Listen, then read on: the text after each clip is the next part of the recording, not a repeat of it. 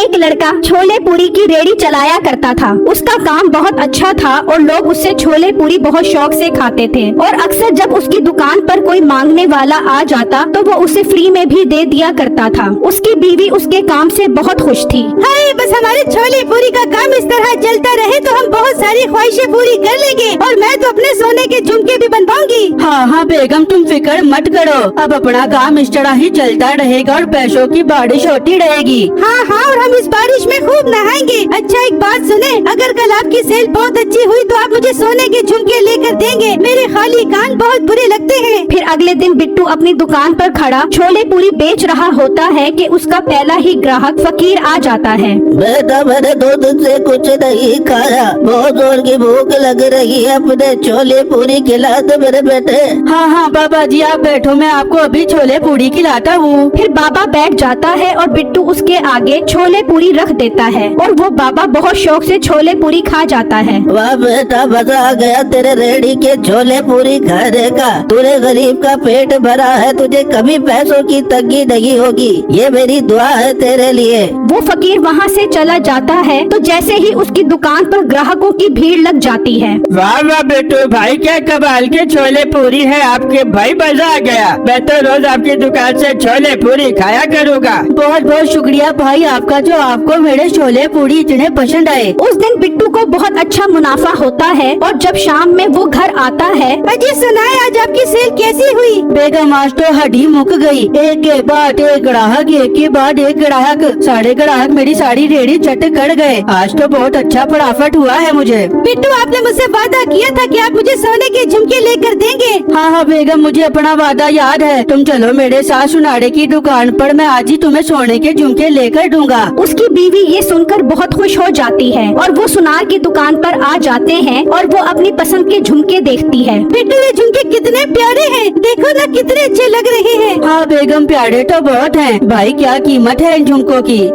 ये झुमके 30,000 रुपए के हैं। अरे भाई ये तो बहुत महंगे हैं, कोई सस्ते दिखाओ। अजय थोड़ी जेब हल्की करो अपनी, इतनी कंजूसी ठीक नहीं है, मुझे यही झुमके चाहिए। ठीक है भाई, आप ये झुमके पैक कर दो, मेरी बेगम को पसंद आ गए हैं, हम यही खरीदेंगे। वो झुमके लेकर घर आ जाते हैं और उसकी बीवी उसे पहनकर दिखाती है। बताए बिट्टू, कैसे लग रहे हैं मेरे झुमके? बेगम बहुत प्यारे लग रहे हैं आपको झुमके, एकदम ममता कुल करने लग रही हो। अरे बिट्टू आप भी ना। अच्छा मैं अपने दोस्त को दिखाने जाती हूँ ये झुमके। हाँ बेगम, ख्याल से जाना, बहुत महंगे हैं ये झुमके। फिर वो अपनी दोस्त नसीबो के पास आ जाती है। टंटड़े, देख नसीबा, मेरे शोहर ने मुझे सोने के झुमके लेकर दिए हैं, बहुत महंगे हैं ये झुमके। अरे पहले तेरा शोहर तो छोले पूरी का काम करता है, उसके पास इतने पैसे कहाँ से आ गए? अरे नसीबो, अब तो मेरे शोहर का काम बहुत अच्छा चलता है, उसके पास तो पैसे भर भर के आ रहे हैं। मैं तो पूरे मोहल्ले वालों को अपने सोने के झुमके दिखाऊंगी, मैं जा रही हूँ। बिट्टू की बीवी वहाँ से चली जाती है और नसीबो को बहुत गुस्सा आता है। वो गुस्से में अपने शोहर के पास निकल जाती है। बस बस, 200 रुपए से कम का नहीं है कबूतर, अगर लेना है तो ले, वरना यहाँ से चला जा मेरा वीर।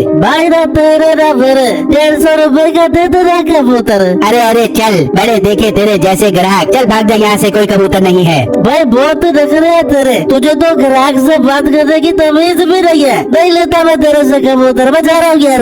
वो ग्राहक चला जाता है और नसीबो वहाँ पहुँच जाती है। बेचते रहे मीठे 100-200 रुपए के कबूतर बेचते रहे, वहाँ लोग छोले पूरी बेच के सोने के झुमके बना रहे हैं और तेरे कबूतर 200 रुपए के भी नहीं बिक रहे हैं। अरे ओ बेगम, बात क्या हो गई है, इतने गुस्से में क्यों है? बताएगी भी या टल जबान चलाती रहेगी? फिर नसीबो उसको अपनी दोस्त के सोने के झुमकों के बारे में बताती है। क्या वो 2 कौड़ी का छोले पूरी वाला इतना अमीर हो गया है? हाँ, तुझे मैं कब से पिट रही थी कि तू भी छोले पूरी का काम शुरू कर दे, लेकिन तुझे तो 200 रुपए के कबूतर बेचने से फुर्सत ही नहीं है। तू फिक्र न कर बेगम, अब तेरा शोहर भी छोले पूरी का काम करेगा और तुझे भी सोने के झुमके बना कर देगा। लेकिन एक बात सुन, पहले मैं उसकी दुकान तबाह करूंगा, फिर अपनी दुकान लगाऊंगा, ताकि मार्केट में मेरी टक्कर का कोई भी दुकानदार न हो। फिर अगले दिन मीठा बिट्टू की रेड़ी पर पहुंच जाता है। भाई एक नाश्ता कितने का दे रहे हो? भाई एक नाश्ता सिर्फ और सिर्फ 120 रुपए का है, जिसमें 2 मस्त पूड़ियाँ और मसालेदार छोलों की एक प्लेट है। लगा दे फिर 120 रुपए वाला नाश्ता। फिर मीठा नाश्ता करने बैठ जाता है तो बिट्टू के पास एक फकीर आता है। वो उसे फ्री में नाश्ता करवाना शुरू कर देता है। अच्छा, तो ये गरीबों को भी मुफ्त नाश्ता करवाता है, अब तो मेरा काम और आसान हो गया इसे कंगाल करने का। मीठा घर जाता है और अपनी बीवी को बताता है। तो मीठे 1-2 गरीबों को खाना खिलाने से वो कैसे गरीब हो जाएगा? अरे ओ बेगम, तू समझी नहीं, तेरा मोटा भाई किस काम आएगा? हम उसे फकीर बनाकर उसकी दुकान पर भेजेंगे तो वो उसकी पूरी रेडी चट कर जाएगा। हाँ मिठे, बहुत अच्छा आइडिया है, चल उसके पास चल। बेगम रुक तो सही, बात जरा गौर से सुन। जब उसकी रेडी तबाह हो जाएगी तो वो जरूर अपनी बीवी के सोने के झुमके बेचकर अपना काम दोबारा शुरू करेगा। इससे पहले हमें उसकी बीवी के सोने के झुमके चोरी करने पड़ेंगे, फिर देखी वो कैसे गरीब होकर मरता है। मिठे, झुमके वाला काम तो समझ हो गया, मैं भी उससे झुमके लेके आती हूँ। नसीबो घर से निकलती है और बिट्टू की बीवी के पास आकर कहती है, अरे बहने, आज रात को मेरी साली की शादी है, मुझे 1-2 दिन के लिए तेरे सोने के झुमके चाहिए, शादी भुगता के तुझे वापस कर दे दूंगी। नसीबो बहन, बहुत महंगे हैं ये झुमके, अगर बिट्टू को पता लग गया तो वो मुझे बहुत डांटेंगे। अरे शोरों से डरने की जरूरत नहीं है, इन्हें जुत्ती की नोक पे रखना चाहिए। अगर वो तेरे से पूछ भी ले तो तू कहियो कि वो मैंने अलमारी में रख दिए, मैं तुझे कल वापस कर दे दूंगी।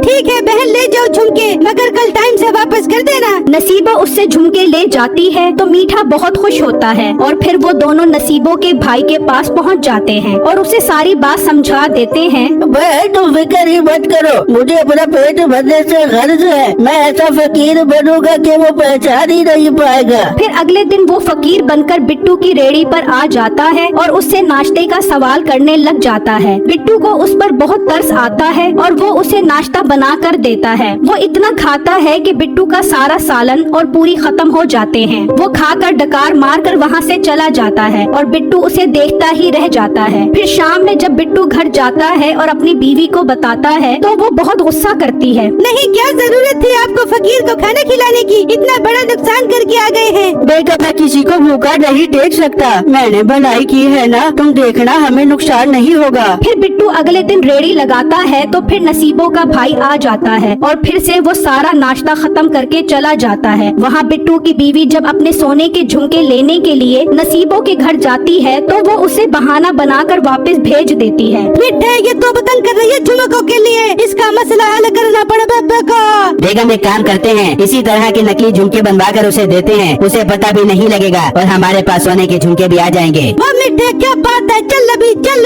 फिर नसीबो वो झुमके अपने कपड़ों में छुपा लेती है और उस जैसे नकली झुमके बनवाने के लिए निकल जाते हैं। तो रास्ते में वो झुमके निकलकर गिर जाते हैं तो अचानक वहाँ पर उसी फकीर का गुजर होता है तो वो झुमके उठा लेता है और जब वो दोनों सुनारे के पास पहुँचते हैं, बेगम झुमके निकाल, भाई साहब हमें नकली झुमके बना कर दो। नसीबो अपने कपड़े में देखती है तो वहाँ झुमके होते ही नहीं हैं। मिठे, वापस चले, झुमके रास्ते में कहीं गिर गए। वो दोनों झुमके ढूंढते ढूंढते घर तक आ जाते हैं लेकिन झुमके नहीं मिलते। दफा हो जा तू मेरी नजरों के सामने से, तेरे से एक काम भी ठीक से नहीं होता। वहाँ बिट्टू अपनी दुकान पर उदास बैठा होता है। ये तो मेरा बहुत बड़ा नुकसान हो गया, अब तो मेरे पास और रेड़ी लगाने के भी पैसे नहीं है, अब मुझे अपनी बीवी के झुमके ही बेचने पड़ेंगे। बिट्टू घर आता है और अपनी बीवी से सोने के झुमके मांगता है तो वो उसको सारी बात बताती है। बेगम ये तुम क्या कह रही हो, तुमने सोने के झुमके उन्हें दे दिए, तुम अभी चलो मेरे साथ, हम उनसे सोने के झुमके वापस लेकर आते हैं। वहाँ नसीबों का भाई उसके पास आता है। अरे वाह बहन, बहुत मजेदार होते हैं उसके छोले पूरी, मैं तो खा खा कर उसकी पूरी रेडी खत्म कर देता हूँ। अच्छा, तो ये तुमने भेजा है मेरी दुकान पर फकीर बनाकर, मुझे तुमसे ये उम्मीद नहीं थी। तुम मेरी बीवी के सोने के झुमके वापस करो। कहाँ से वापस करूँ, मेरे पास नहीं है, रास्ते में कहीं गिर गए। नसीबो, ये तुम क्या कह रही हो, मैंने तुम पर एतबार करके दिए थे। ओ हेलो,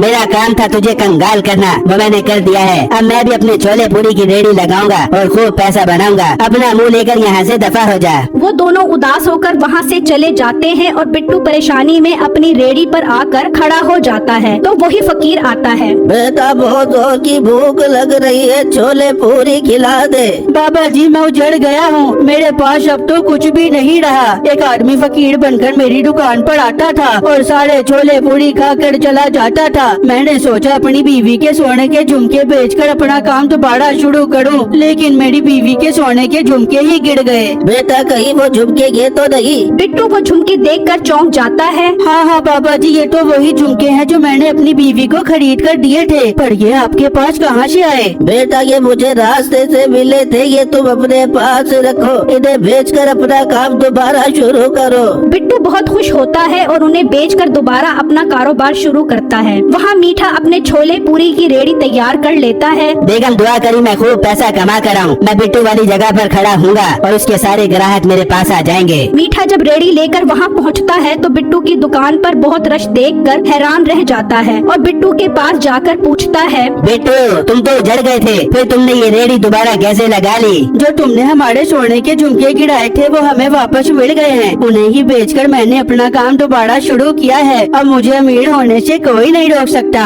मीठा अपनी रेड़ी लेकर शाम तक खड़ा रहता है लेकिन उसके पास कोई ग्राहक नहीं आता और उसके सारे पूरी और छोले खराब हो जाते हैं। ये सब मेरी मनहूस बीवी की वजह से हुआ है, मैं उसे नहीं छोड़ूंगा। मीठा गुस्से में अपने घर आता है और अपनी बीवी की खूब दुर्गत बनाता है।